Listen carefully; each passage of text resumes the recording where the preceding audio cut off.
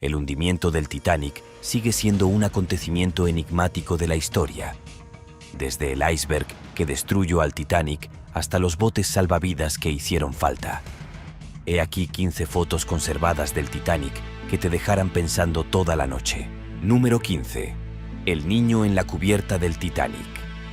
En la icónica película Titanic, de 1997, hay una escena en la que aparece un niño ensimismado jugando con una peonza en la cubierta del barco. Curiosamente, esta escena es una recreación de una fotografía real tomada a bordo del Titanic. La fecha era el 11 de abril de 1912. La fotografía muestra a un niño de 6 años llamado Robert Douglas Spedden, alegremente ocupado en hacer girar su peonza mientras su padre y otros pasajeros observaban la escena. El joven Robert era un pasajero de primera clase de una familia acomodada. Robert, acompañado de su familia, se encontraba a bordo del Titanic, de regreso a su residencia en Tuxedo Park, Nueva York, tras una excursión familiar por Argelia. Pero, ¿qué le ocurrió a este joven? Pues que estaba profundamente dormido cuando el Titanic colisionó con el iceberg. En medio del hundimiento, despertó brevemente cuando su enfermera, Elizabeth Burns, le aseguró que le llevaría a ver las estrellas. Volvió a dormirse y al despertar al día siguiente, se encontró en un bote salvavidas, habiendo sobrevivido. Lamentablemente, la historia de Robert dio un giro trágico. En 1915, a la tierna edad de 9 años, encontró una muerte prematura tras ser atropellado por un automóvil en Maine.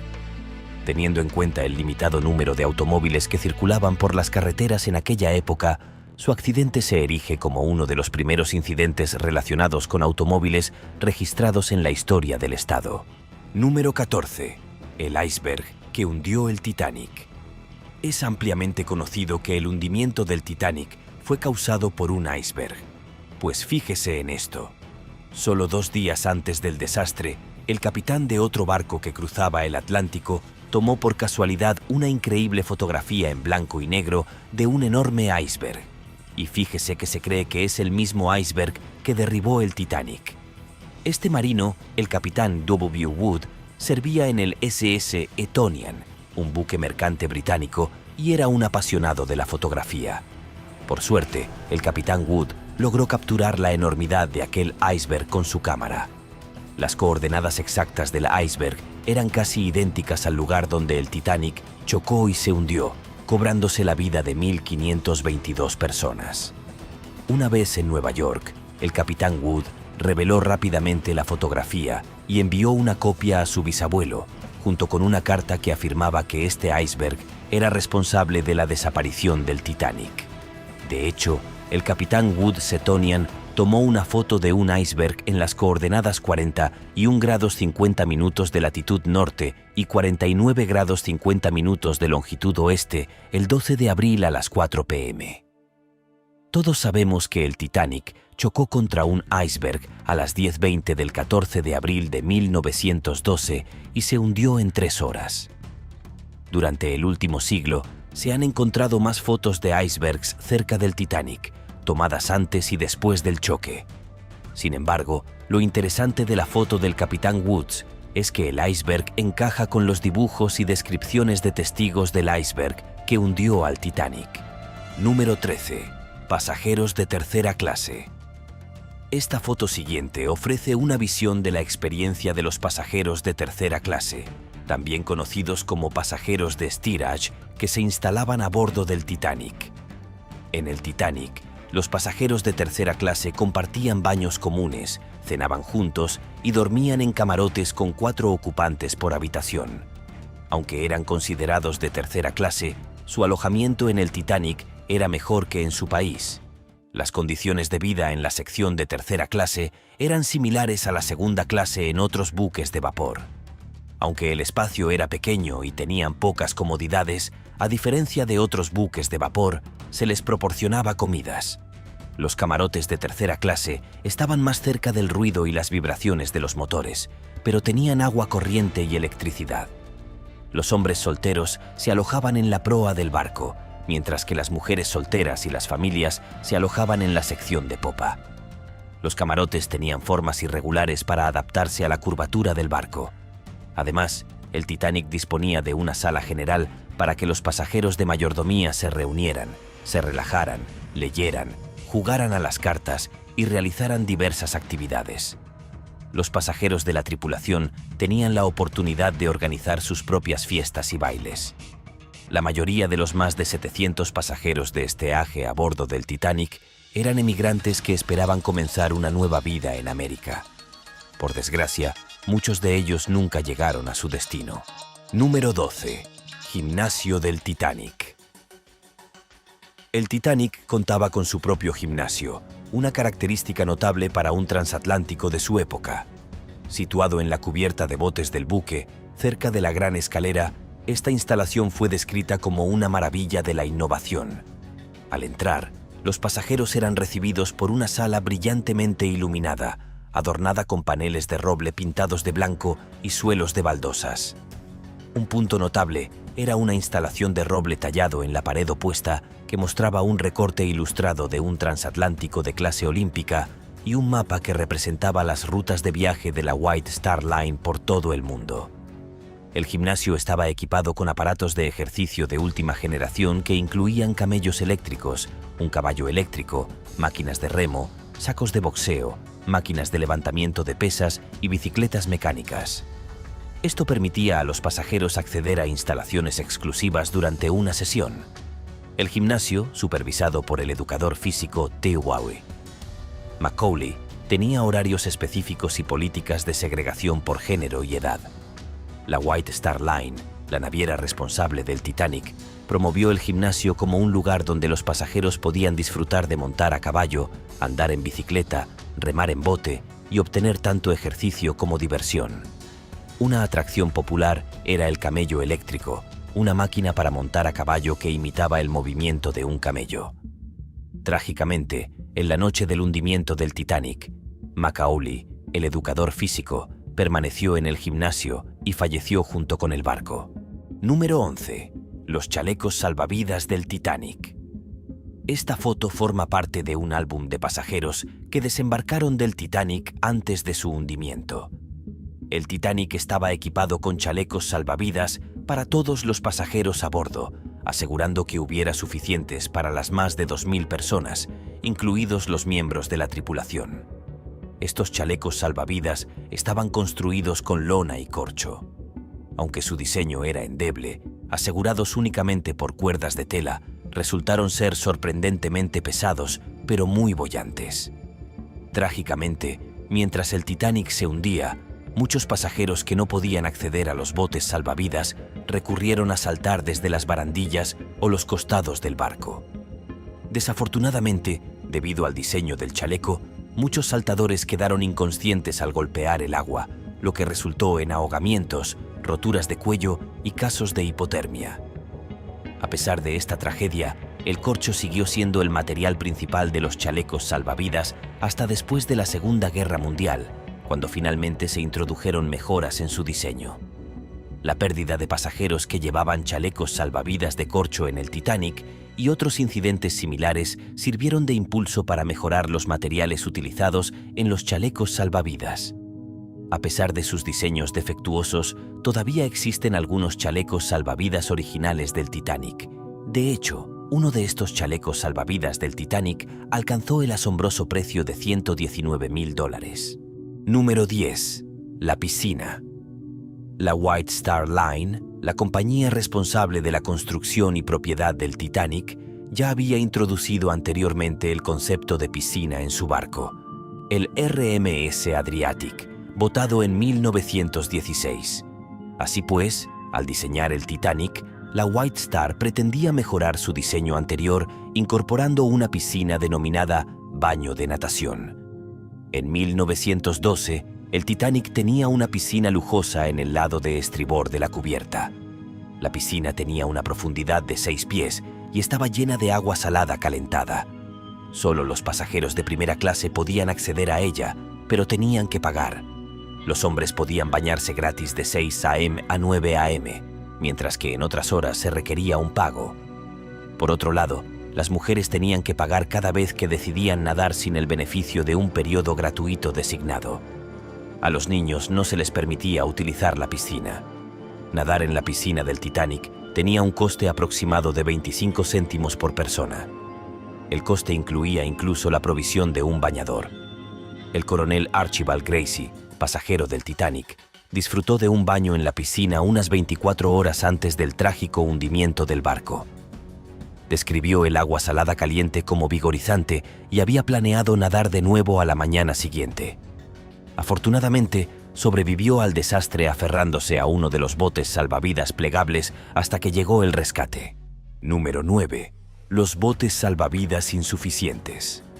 Desde el trágico hundimiento del Titanic, el número insuficiente de botes salvavidas a bordo ha sido ampliamente considerado como uno de los principales factores que contribuyeron al elevado número de víctimas mortales.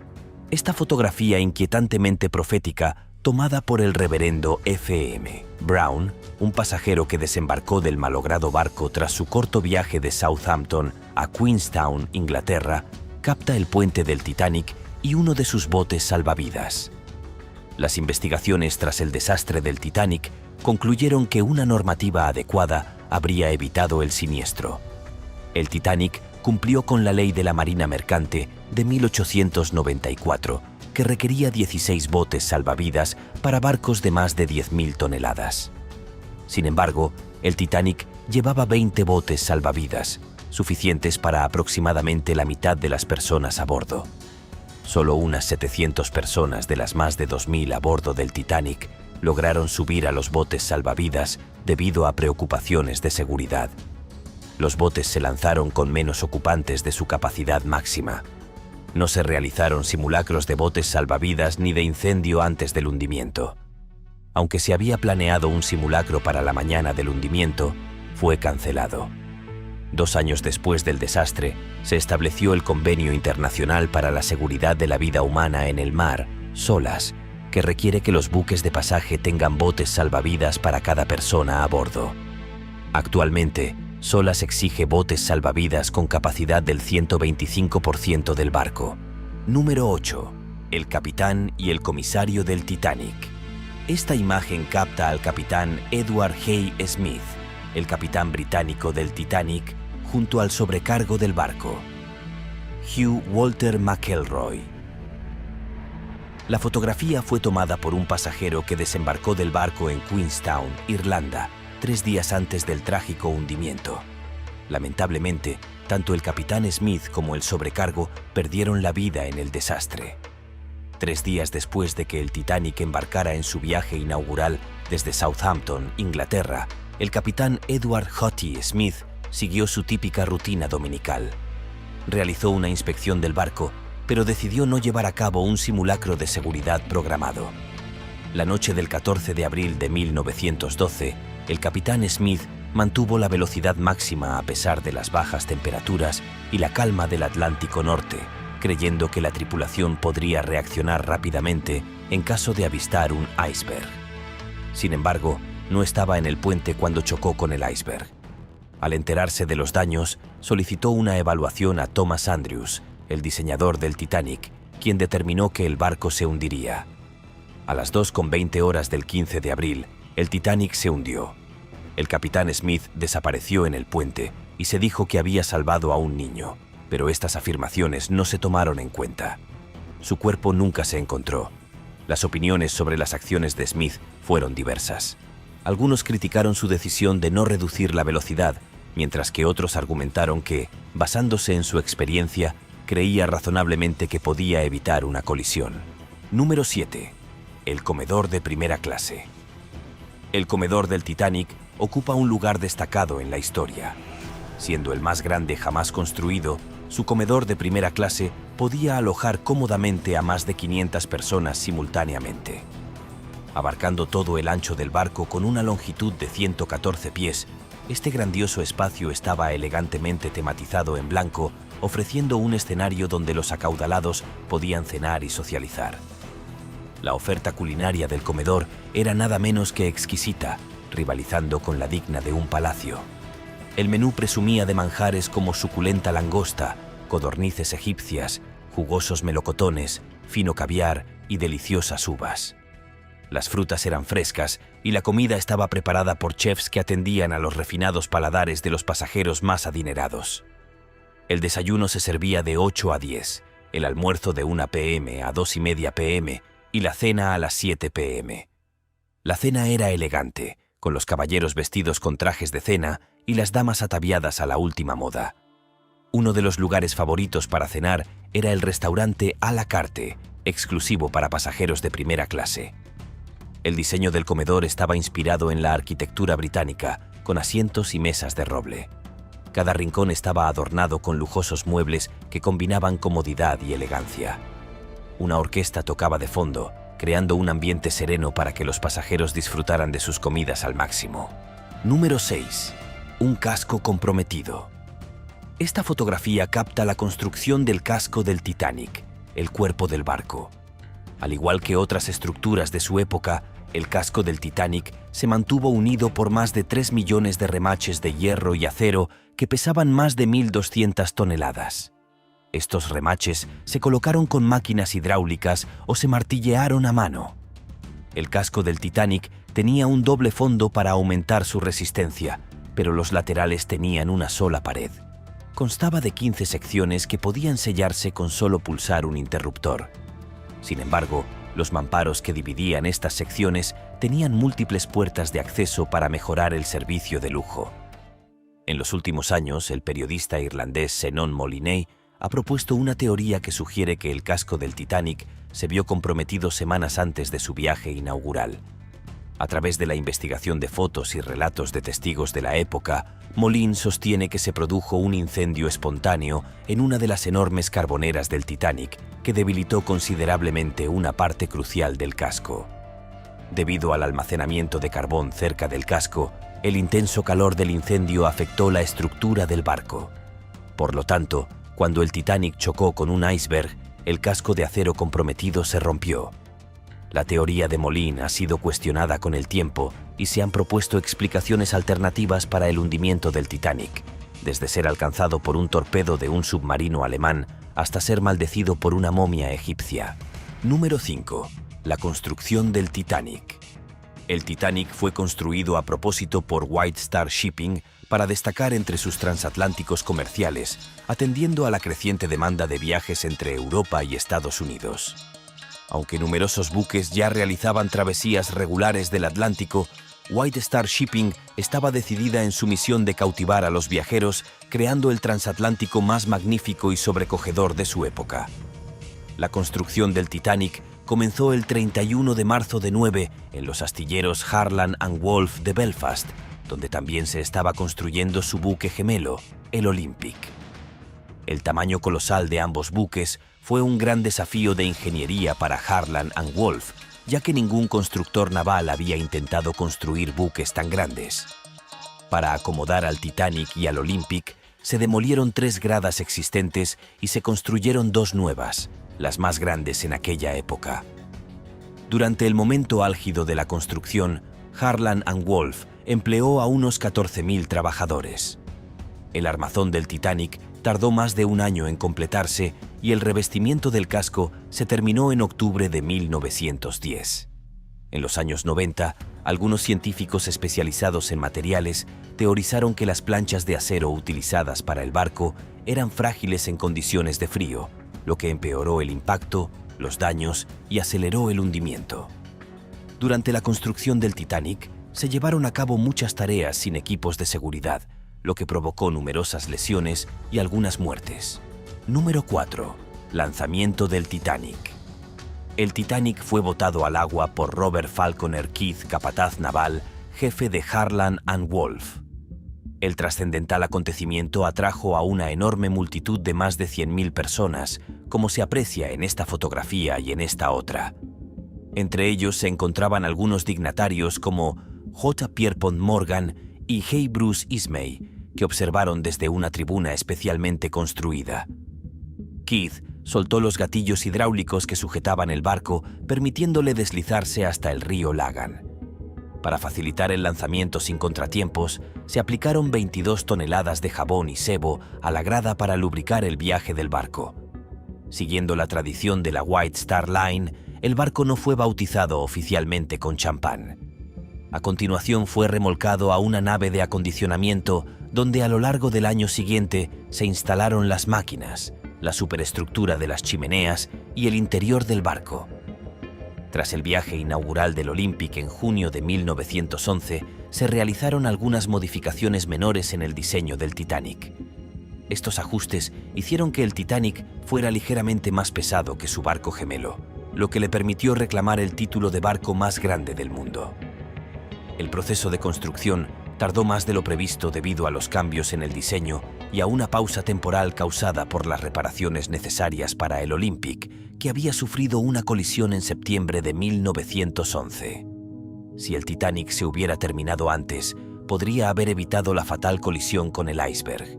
Número 3. Monte Airbus. La habitación captada en esta imagen se conoce como Sala de Lectura y Escritura de Primera Clase. Originalmente pensada como refugio de las damas después de la cena, sirvió como un espacio sereno en la cubierta para relajarse, leer y escribir cartas a casa. Situada a babor del pasillo que conecta la gran escalera con el salón, era frecuentada principalmente por mujeres. Aunque los hombres también podían utilizarla, pocos o ninguno lo hacían. La sala estaba dividida en dos secciones, una espaciosa zona principal y una alcoba para sentarse más pequeña a la derecha, separadas por una puerta adornada con ventanas Hale de Wurf. Elevada sobre la cubierta del barco, ostentaba altas ventanas que alcanzaban los 11 pies de altura. Cortinas de seda rosa adornaban estas ventanas, permitiendo que la abundante luz del sol llenara el espacio. El salón estaba decorado al estilo georgiano, con yeserías intrincadas, elegantes paneles, columnas estriadas y una chimenea de mármol blanco. Había palmeras en macetas, apliques de sombra y lámparas de araña de cristal para proporcionar iluminación suave. También había cómodos sillones y sillas tapizados en seda con tonos amarillos y azules alrededor de mesas y escritorios. Los pasajeros podían tomar prestados libros y utilizar los pupitres para escribir cartas o enviar postales. Sin embargo, la sala no se utilizó mucho porque los pasajeros no entendieron su propósito. Actualmente, la sala está inexplorada o dañada debido a la destrucción del barco y el colapso de la cubierta superior. Número 2. El comedor de segunda clase. El comedor de segunda clase a bordo del Titanic era un espacio amplio y elegante situado en la cubierta D. Podía albergar hasta 394 pasajeros a la vez, con largas mesas que se extendían por toda la sala, como se aprecia en esta foto. Los muebles de caoba tapizados en color carmesí añadían un toque de sofisticación al ambiente para garantizar la estabilidad durante el mal tiempo. Las largas mesas y las sillas giratorias de caoba estaban firmemente atornilladas al suelo. Las comidas del comedor de segunda clase se preparaban en la cocina de primera y segunda clase, que también abastecía al salón comedor de primera clase, más grande y situado en la misma cubierta. Mientras los pasajeros disfrutaban de sus comidas, una banda les amenizaba con música durante y después de la cena, creando un ambiente agradable.